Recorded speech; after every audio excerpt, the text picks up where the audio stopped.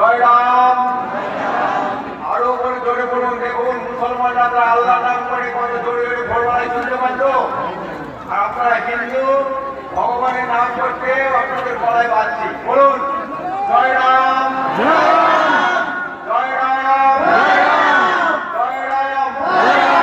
দেখুন আগামী আজকের যে বছরের শেষ দিন, আগামী 24 তারিখে আমাদের ভগবান রামচন্দ্রের মন্দির উদ্বোধন হবে অযোধ্যায়। সেদিন প্রত্যেকে বাড়ি ঘরে দৌড় ধরে দেবেন, সম্পদ ধরে দেবেন এবং প্রদীপ প্রজ্বলন করবেন। বলুন জয় রাম।